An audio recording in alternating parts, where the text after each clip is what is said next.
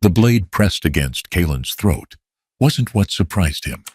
It was the blue-skinned woman holding it, wounded, desperate, and cornered in the ravine where no outsider should have been. Her cobalt skin glistened with sweat and blood, her eyes like polished obsidian reflecting the twin moons overhead. "Step closer, and I will open your throat," she hissed, her accent thick and unfamiliar. Kalen raised his empty hands slowly. "You're bleeding out. Those wounds need treatment." The woman's eyes narrowed, her grip on the crude stone knife wavering. "Why would you help one of the Azuri? Your kind hunts mine." "Not all of us." A howl echoed through the canyon, the hunting call of the Rakan tribe. The woman's head snapped toward the sound, her entire body tensing. "They're coming," she whispered, attempting to stand but collapsing as her leg gave way.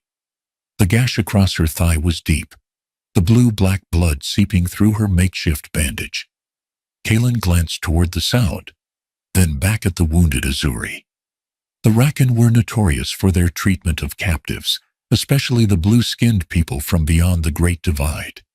This woman wouldn't survive their attention. "I can help you," he said, moving forward despite the blade. "But we need to move now." "Why?" Her voice was steel-wrapped in silk, suspicious, but desperate. "Because I'm not the monster you think I am." Kalen extended his hand. "And I'd rather not watch you die when I can prevent it." The howls grew closer. Multiple voices now. The woman's knife hand trembled. Then, with visible reluctance, she lowered the blade. "If you betray me, you'll kill me. I understand." Kalen moved quickly, helping her to her feet. She was lighter than he expected, her frame lean but strong. "I'm Kallen."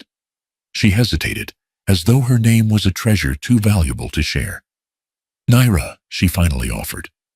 "Well, Naira," he said, leading her toward a narrow crevice in the canyon wall.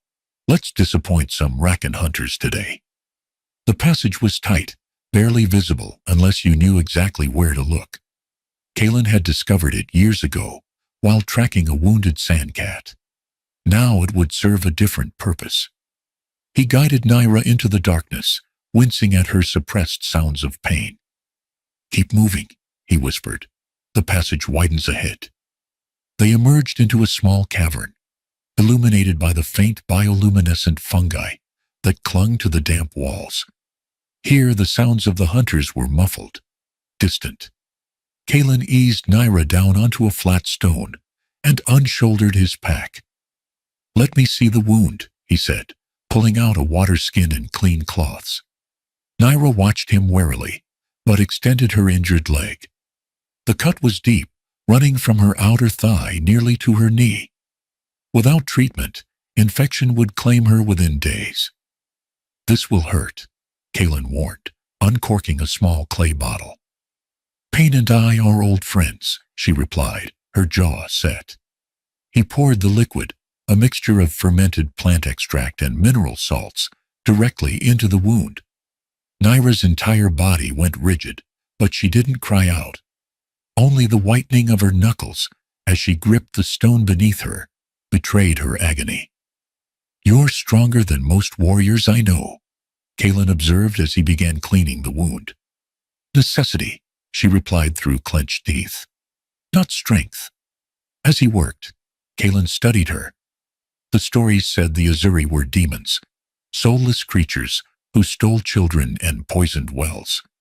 But up close, Naira was undeniably person-shaped, with emotions that flickered across her face as clearly as they would on any humans. Her blue skin was marked with intricate patterns, some natural, others clearly deliberate scarification. Her clothing was simple but well-crafted from materials he didn't recognize. "Why are you alone?" he asked, as he began stitching the wound with thin strands of sinew. "The Azuri usually travel in groups." Naira's eyes darkened. "My scouting party was ambushed. I am the only survivor." "The Rakan." She nodded once, sharply. "They have new weapons, stronger, farther reaching." Kalen frowned. "What kind of weapons?" Bows, but not like yours. Her eyes flicked to the simple bow strapped to his back. These shoot further. The arrows fly straighter, faster. That explains why they've been bolder in their raids, Kaelin muttered. Someone's arming them. Yes, someone who wants my people dead. Nyra's voice held no self-pity, only cold certainty. Kaelin finished the stitching and began wrapping the wound with clean cloth. The wound is clean, but you'll need time to heal. Walking on this leg too soon will tear the stitches. I don't have time, Nyra insisted. I must return to my people. Warn them. In this condition, you'll never make it past the Rakan. I have no choice.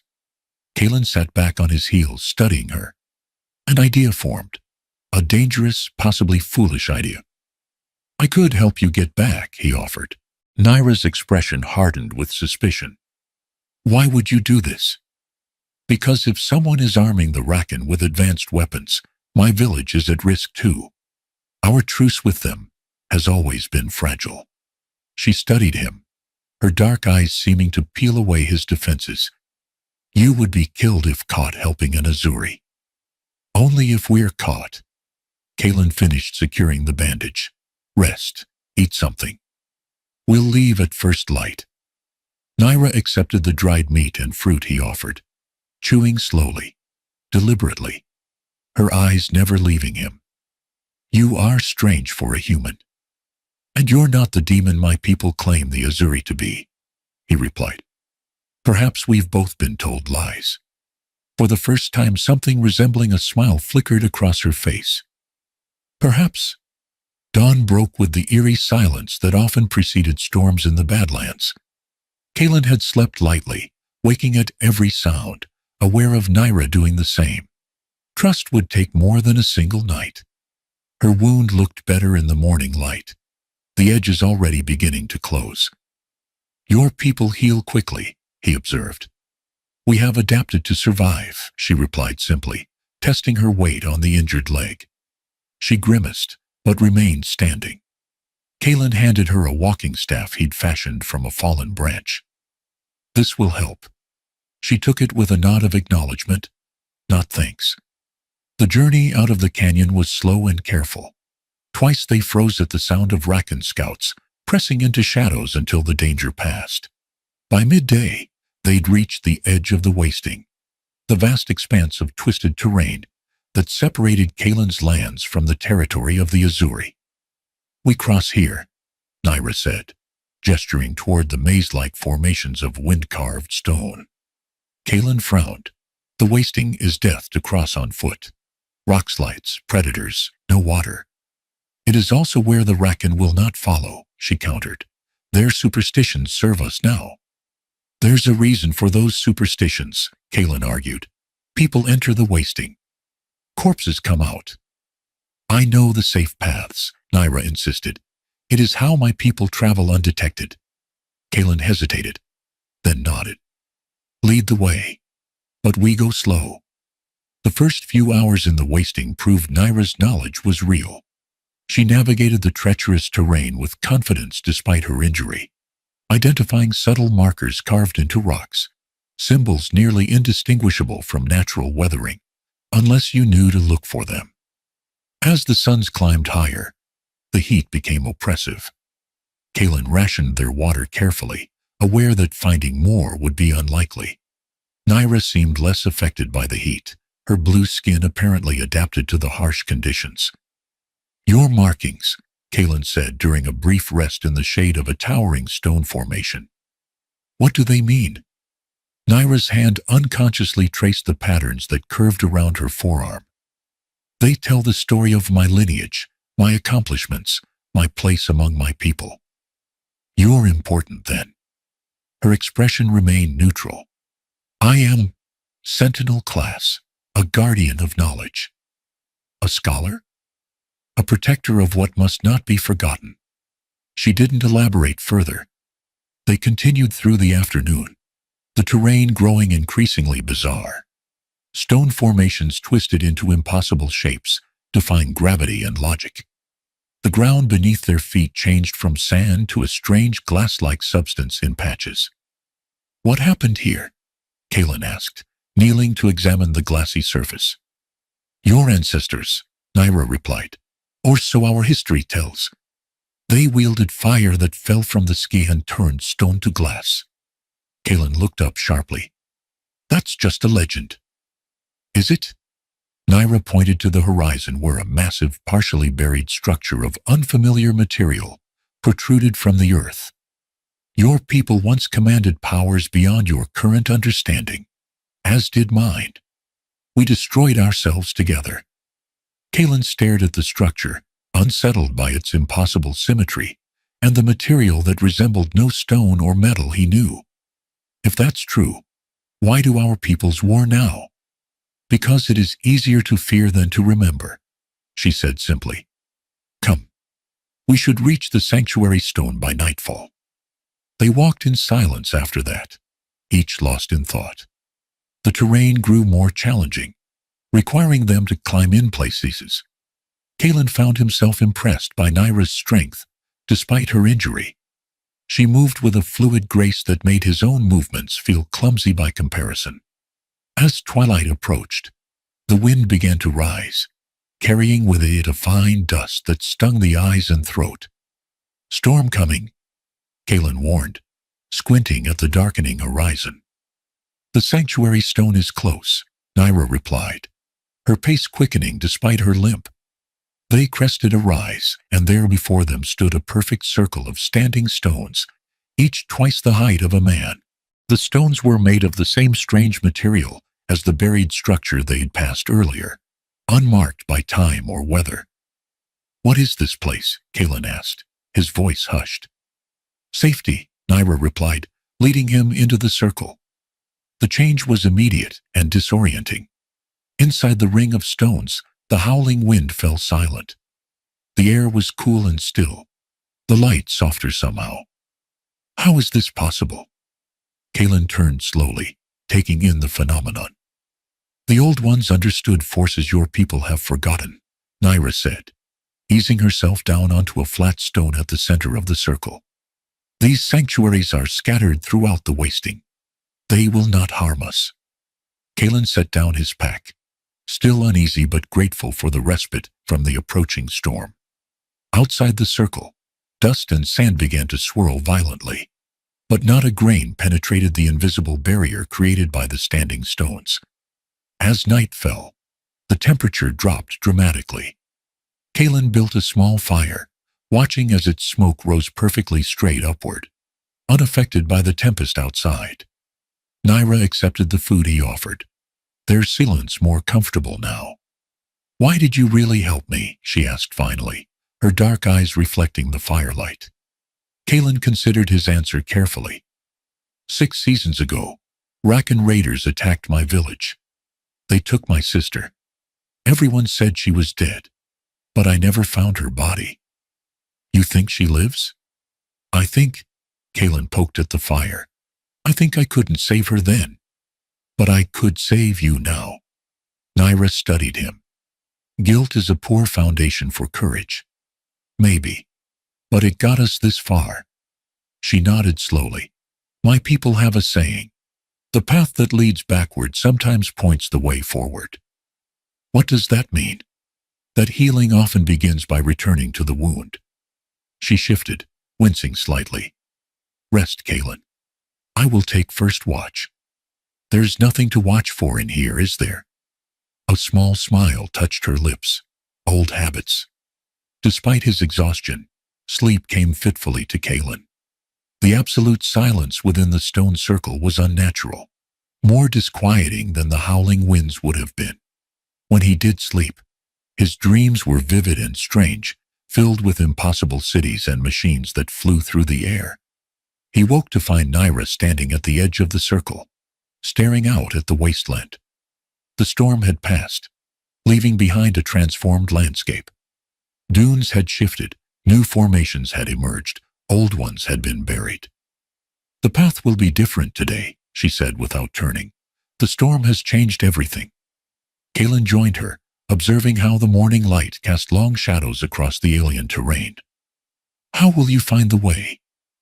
"The stones." She pointed to what appeared to be random rocks scattered across the landscape. "They are anchored deep. The sand moves. They do not." They left the sanctuary, and immediately the harsh reality of the wasting reasserted itself. The heat, the abrasive wind, the treacherous footing. Naira moved with more confidence today, her leg clearly healing at a remarkable rate. By midday, the terrain began to change subtly. The sand gave way to harder ground, and sparse, tough vegetation appeared in the protected pockets. Naira became increasingly alert, her hand often straying to the knife at her belt. "We approach the borderlands," she explained. "Neither fully your territory nor mine. Many dangers dwell here." As if summoned by her words, a sound reached them, the rhythmic pounding of drums carried on the wind. "Rakan war drums," Kalen said, his body tensing. Naira nodded, her expression grim. "They hunt in force now." They quickened their pace, angling away from the sound. But the drums seemed to come from multiple directions, surrounding them. "They're hurting us," Kalen realized, "driving us toward something." "Or someone," Naira added. She pointed to a ridge ahead where movement could be seen, figures moving with predatory purpose. "We need cover," Kalen said, scanning their surroundings. Nothing but low scrub and exposed rock faces offered themselves. "There." Naira indicated a narrow ravine cutting through the terrain to their left. "It may provide a path." They had no better option. They sprinted for the ravine, Naira moving with surprising speed despite her injury. The drums grew louder, more insistent, and now voices could be heard. The harsh, guttural language of the Rakan calling to one another. The ravine was narrow, its walls rising steeply on either side. It offered concealment, but also the risk of entrapment. They moved quickly, Kalen with an arrow knocked in his bow, Naira with her stone knife drawn. The ravine twisted and turned, sometimes narrowing until they had to turn sideways to pass through. The sound of pursuit grew more distant, then faded inaudibly. "We've lost them," Kalen whispered hopefully. Naira shook her head. "The Rakan do not give up so easily. They know these lands too well." They emerged from the ravine into a small canyon. Ahead, a waterfall spilled from the rocks above, forming a small pool surrounded by lush vegetation, an oasis in the harsh landscape. "Water?" Kalen said, moving forward eagerly. Naira caught his arm. "Wait." Her caution was justified. As they watched, a figure emerged from behind the waterfall, tall, powerfully built, with skin the color of wet clay. A Rakan scout, armed with one of the bows Naira had described. The weapon was unlike any Kalen had seen, constructed of multiple materials laminated together, with a strange mechanism at its center that seemed to multiply the bow's power. The scout hadn't seen them yet. He knelt by the pool, filling a water skin. "We go back," Kalen whispered. "Too late," Naira replied, nodding toward the ravine behind them, where dust rose from approaching figures. They were trapped between the scout ahead and what was likely a larger force behind. "Can you use that?" Naira asked, nodding toward Kalen's bow. "Yes, but take him down before he can alert the others." Kalen hesitated. The shot was clear, the target unaware. It would be a clean kill, but it would also be murder. "There must be another way," he said. Naira's expression hardened. "This is survival." Before Kalen could argue further, a cry went up from the ravine behind them. They'd been spotted. The scout by the waterfall snapped to attention, raising his bow. Kalen had no choice now. He drew and fired in one fluid motion. His arrow struck true, taking the scout in the chest. The man fell without a sound. "Run!" Naira commanded, already moving toward the waterfall. They sprinted across the open ground, painfully exposed. Arrows, the regular kind, rained down from the ridge above, striking the ground around them. One grazed Kalen's shoulder. Another tore through Naira's sleeve. They reached the waterfall, ducking behind its curtain to find a small cave beyond. The fallen scout lay just inside, his blood pooling on the stone floor. "Help me," Naira said, already dragging the body deeper into the cave. Together, they pulled the dead scout into the shadows. Then Naira quickly stripped him of his weapons and a small pouch hanging at his belt. "What are you doing?" Kalen asked, keeping watch at the cave entrance. "Learning," she replied, examining the bow. "This craftsmanship is not Rakan. See these markings? This metal work?" Kalen glanced at the weapon. The markings were unfamiliar to him, but clearly deliberate. Symbols etched with precision into the bow's limbs. Naira opened the pouch, emptying its contents onto a dry patch of stone. Inside were several arrowheads unlike any Kalen had seen, made of a dark metal with serrated edges and cruel barbs. "These are designed to maim, not kill," she said grimly, "to ensure a slow death." Voices echoed outside the cave. The Rakan were approaching. "We need to move deeper," Kalen urged. Naira nodded, gathering the strange arrowheads and tucking them into her own pouch. She took the bow as well, slinging it across her back. The cave narrowed as they pressed inward, the light from the entrance fading until they were forced to feel their way forward, in near total darkness. The sound of rushing water grew louder, suggesting the cavern system was extensive. "Do you know where this leads?" Kalen whispered. "If we are fortunate. To the underground rivers," Naira replied. "My people have mapped some of these passages." They continued in darkness for what felt like hours, the cave sometimes widening into chambers, other times narrowing, until they had to crawl on hands and knees. The sound of water guided them, and occasionally, Naira would stop to examine markings on the walls that were invisible to Kalen's eyes. Eventually, a faint blue glow appeared ahead. As they approached, the cavern opened into a vast underground chamber, where a river of startling clarity flowed. The water itself seemed to glow with an inner light, illuminating the space with a ghostly blue radiance. "The luminous way," Naira breathed, relief evident in her voice. "We found it." The river flowed through the center of the chamber, its banks lined with the same bioluminescent fungi they had seen earlier, but here growing in abundance.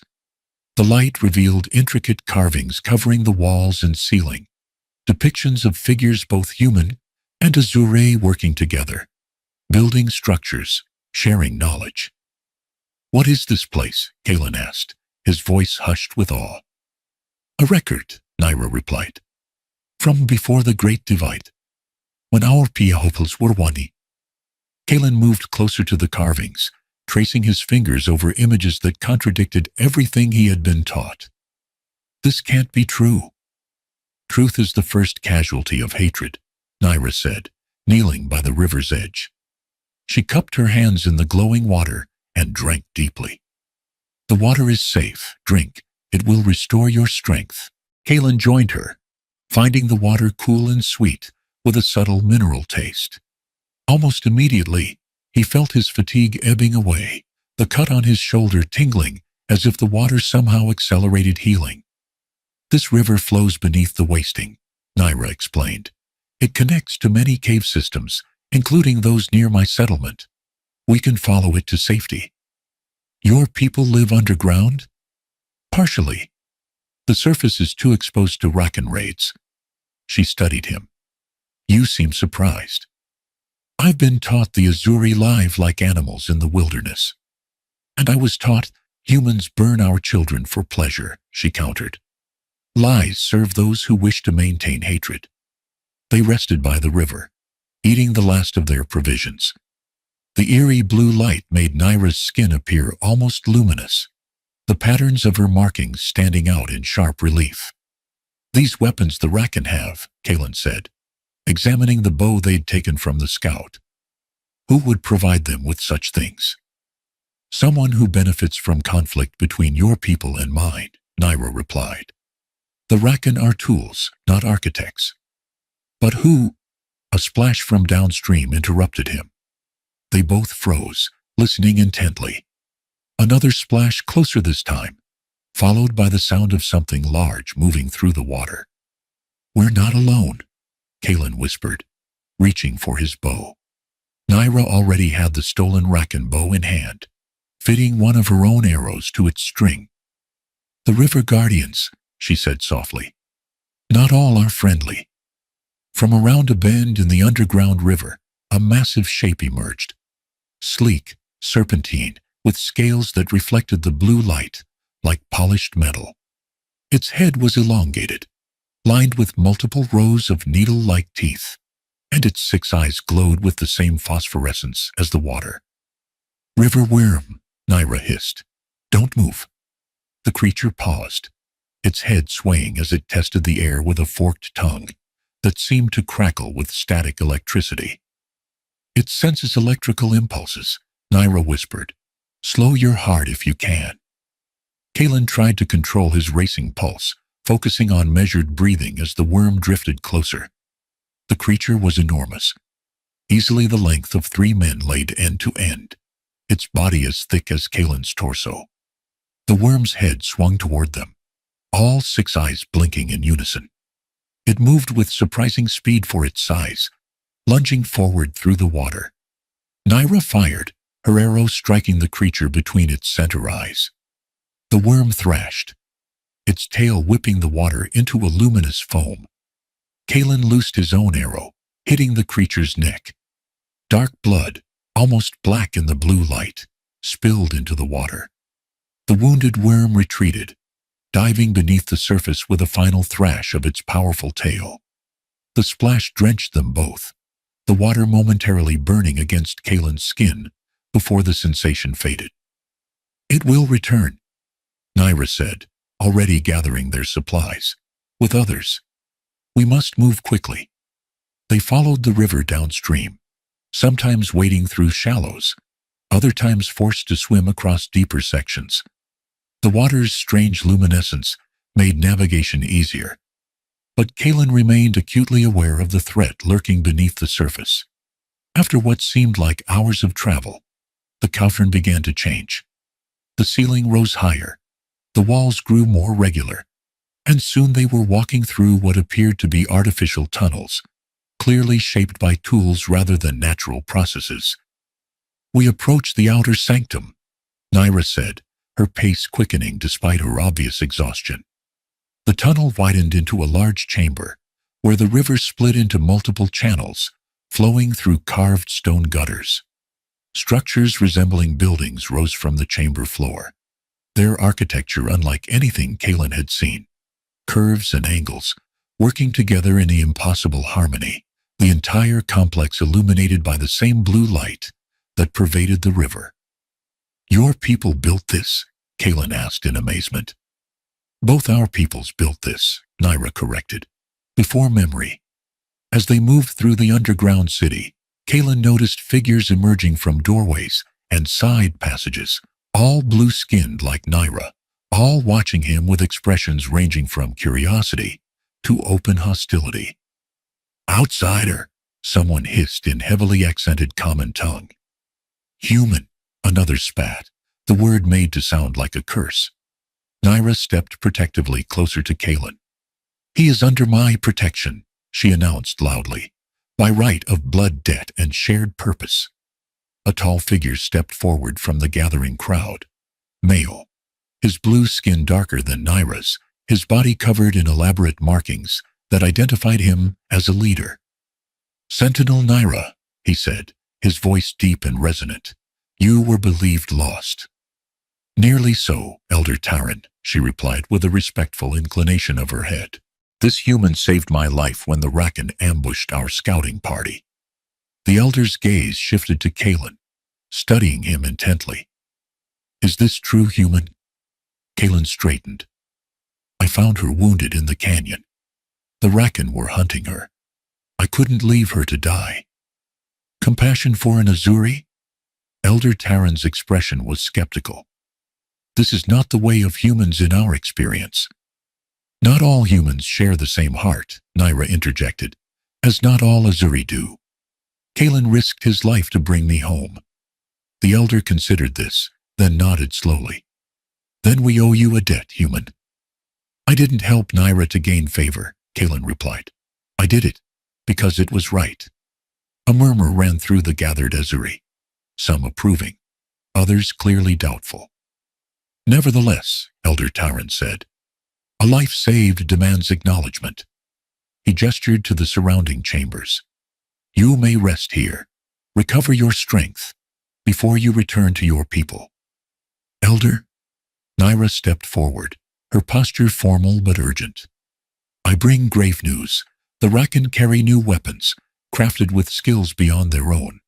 Someone arms them specifically against us. She produced the strange bow and arrowheads, taken from the dead scout. Elder Taran took them, his expression darkening as he examined the craftsmanship. These markings, he said finally, they are familiar to you? Naira nodded grimly. They match those found in the Forbidden Archives, the work of the Sundered Ones. The elder's reaction was immediate and alarming. He barked orders in the Azuri language, sending runners in multiple directions.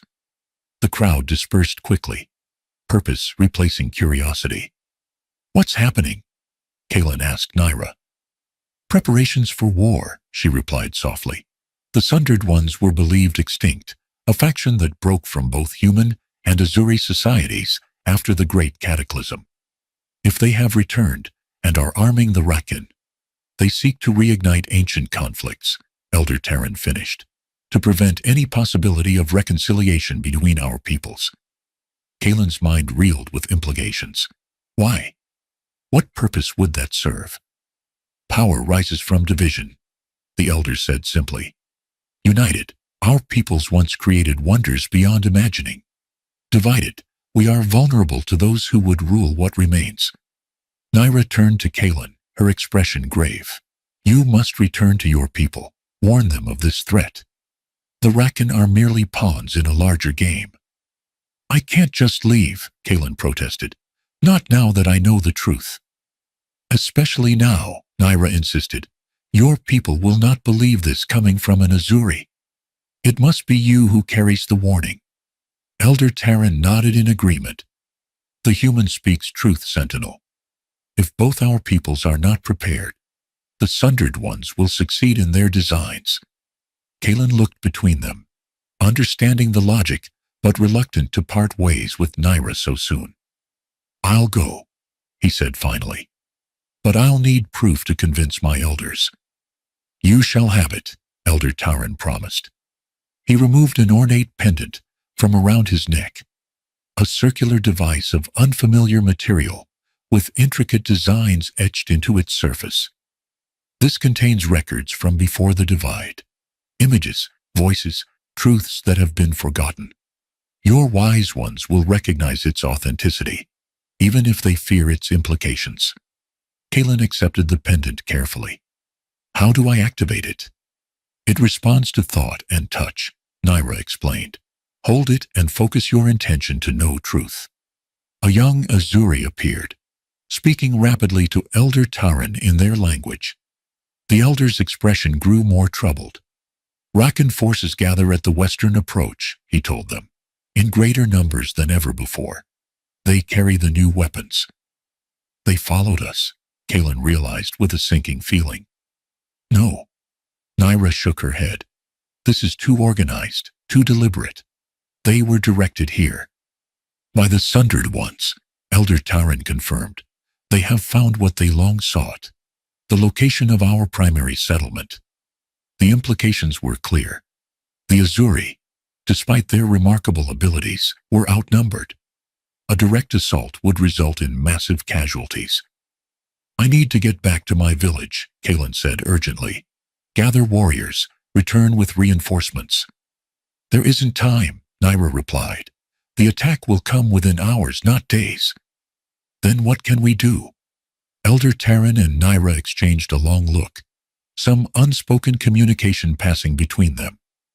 There is one possibility, the elder said slowly. The confluence. Naira's eyes widened. Elder, the risks are necessary, he finished firmly. If the Sundered Ones have indeed returned, half measures will not suffice. He turned to Kaelin. Beneath this settlement lies an ancient chamber, older than our recorded history. It houses a device created by our ancestors before the divide, a means of communication that spans great distances instantly. Like a signal fire? Kaelin asked. Far more powerful, Naira explained. It speaks directly to the mind, conveying not just words but experience, memories, emotions. With it, we could reach both our peoples simultaneously, show them the truth of the threat we face. Then why haven't you used it before now? Elder Taran's expression grew solemn. Because it requires both human and Azuri to activate. A joining of minds that few survive unchanged. Our peoples have been separated too long. The shock of reconnection can be devastating. Kaelin looked to Naira. You're suggesting we use this device together? She nodded, her dark eyes intense. It would reach all settlements within 100 leagues, human, Azuri, even Rakin. All would know the truth simultaneously.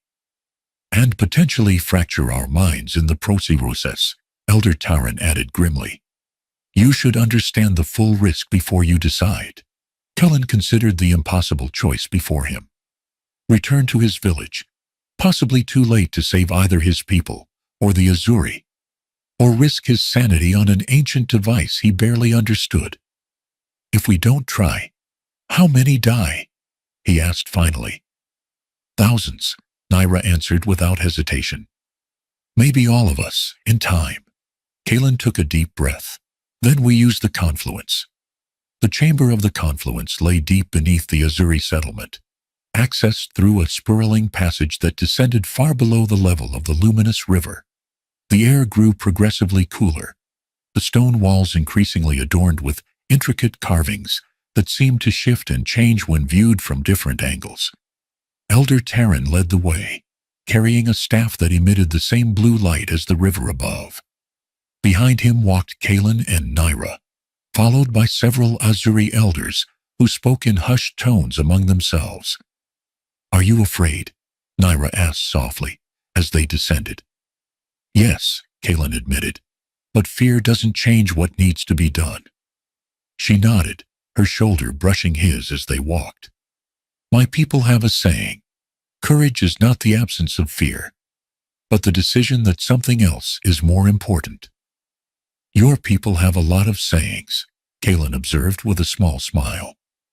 We value words, she replied. They outlast everything else. The passage opened suddenly into a vast circular chamber, its ceiling lost in darkness above. At its center stood a raised dais of the same strange material as the sanctuary stones in the wasting. Embedded in the dais was a structure resembling two thrones facing each other, connected by an arch of the same material. The confluence, Elder Taran announced, his voice echoing in the cavernous space. Not used since the time of the Great Divide. Kaelin approached slowly, feeling a strange vibration in the air around the device. How does it work? Two minds join as one, Naira explained, following him onto the dais. Human and Azuri, sending their shared consciousness outward, to all who can receive it. And the risk? The human mind and Azuri mind are no longer accustomed to such communion, Elder Taran said. The shock can overwhelm the unprepared. Is there any way to prepare? Kaelin asked. Naira stepped closer to him. Only this. Remember who you are. Hold to what matters most to you, and do not resist what comes. The elders began a preparation ritual, arranging themselves in a circle around the dais, their voices rising and falling in a harmonic chant that seemed to make the very air vibrate. Elder Taran approached Kaelin. You must remove your weapons and outer garments. The connection must be unimpeded. Kaelin complied, setting aside his bow, knife, and leather jerkin. Beside him, Naira did the same, removing her weapons and the outer layer of her clothing. In the blue light, the markings across her body were fully revealed, an intricate map of her history and identity etched into her skin. When you sit, Elder Taran instructed, place your hands on the armrests and your feet fall upon the dais. When the connection begins, you will feel a pulling sensation. Do not resist it. Kaelin nodded, suddenly dry-mouthed with apprehension. One more thing, the elder added. The confluence will draw upon your memories, your emotions, the very essence of who you are. It will be intimate. There can be no secrets between those who join in the confluence. Kaelin glanced at Nyra, who met his gaze steadily. I understand, he said. They took their positions on the twin thrones, facing each other. The strange material felt warm beneath Kaelin's hands, almost alive, pulsing gently against his skin. Ready? Nyra asked, her voice barely audible above the elder's chanting. Kaelin nodded once. Ready. Elder Taran approached, placing one hand on Kaelin's head and one on Nyra's. May your minds find harmony in difference, strength in vulnerability, and truth in shared vision. The elder stepped back, raising his staff. The blue light intensified, focusing into a beam that struck the arch connecting the two thrones. The material began to glow, patterns of light racing across its surface. Kaelin felt it immediately, a tugging sensation at the base of his skull, then spreading throughout his body. His vision blurred, Nyra's form across from him becoming indistinct. Then abruptly, clarity. But not through his eyes. He was seeing through Nyra's eyes, feeling through her skin, thinking with her mind. Her memories cascaded through him. Childhood in the underground city, training as a sentinel, the weight of responsibility, the pain of losses, the fierce love for her people. Simultaneously, he felt her presence in his own mind, moving through his memories, his village, his family, his sister's abduction, his solitary hunts, his questioning of the hatred he'd been taught. There was no hiding, no concealing. Every fear, every hope, every shame and triumph laid bare between them. Beyond their individual minds, something greater began to form.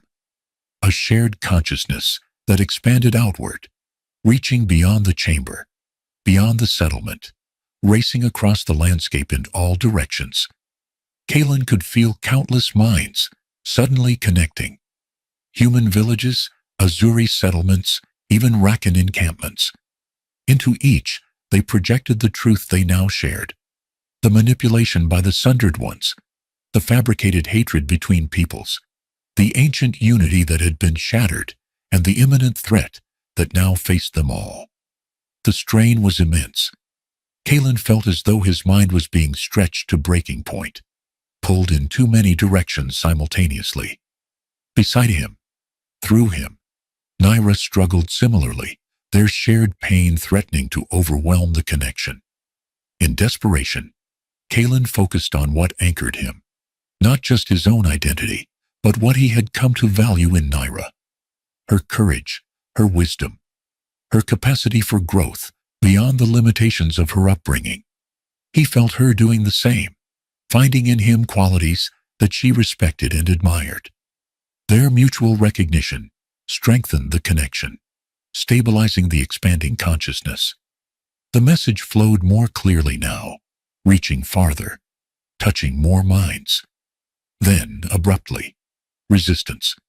Somewhere in the network of connected minds, a force pushed back. Cold, calculating, ancient. The Sundered Ones, recognizing the threat to their plans, attempting to sever the connection. Kaelin felt Nyra's determination surge through their bond. Together, they focused their shared will against the interference, pushing back with the combined strength of two peoples who refused to be divided again. The struggle was brief but intense.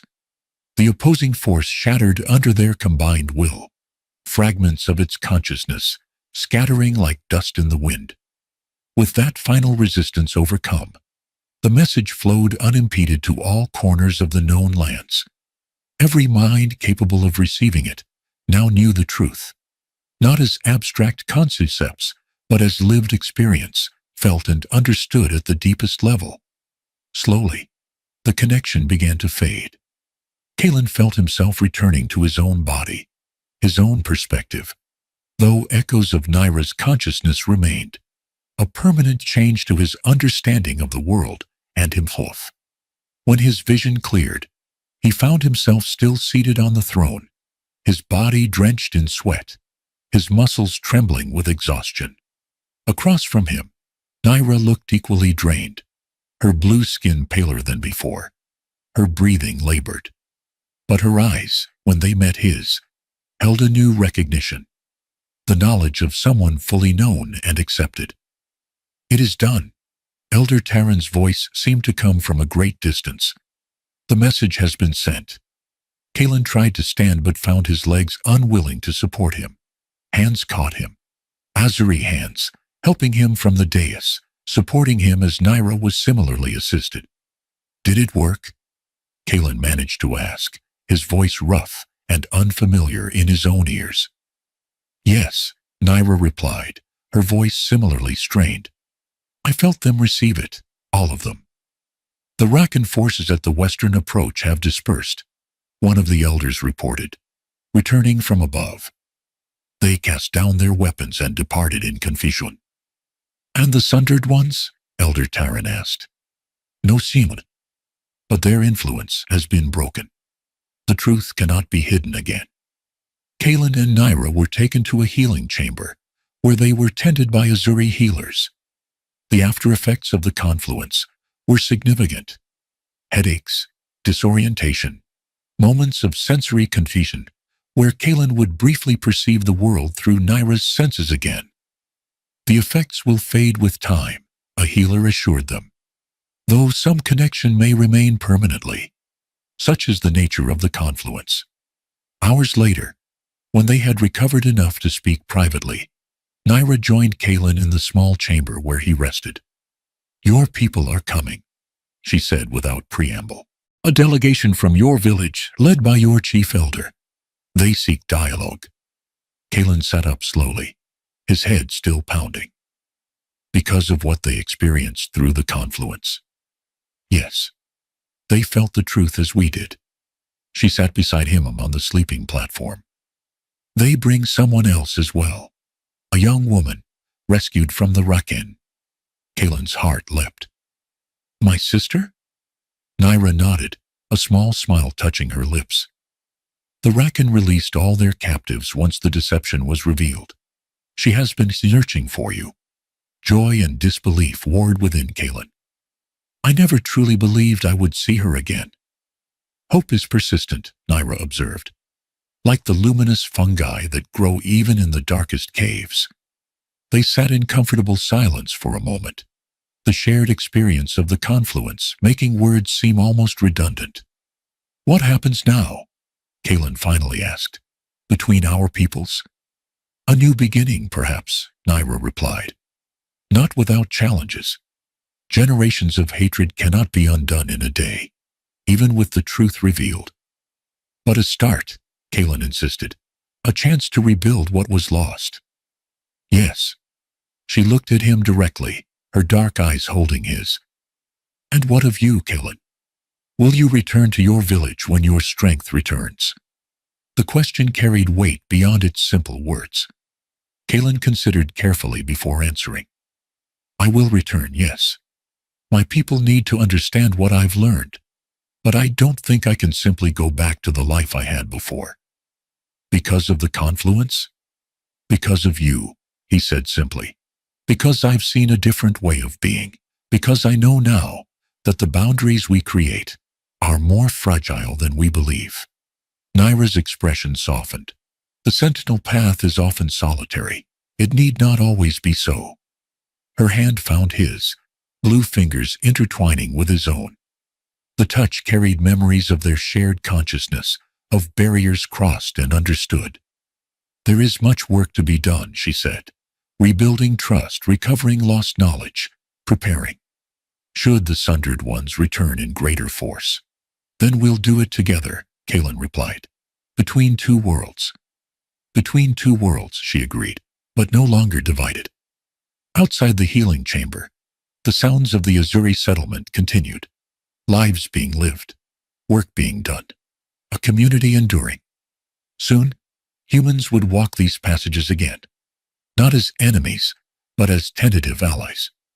The path ahead would not be easy, but it had been illuminated by truth, like the luminous river flowing beneath the wasting, connecting separated lands. The bond between Kaelin and Naira represented something both ancient and new, a confluence of different worlds, finding strength in their difference and power in their unity. In the blue light of the underground city, they began to plan for what would come next.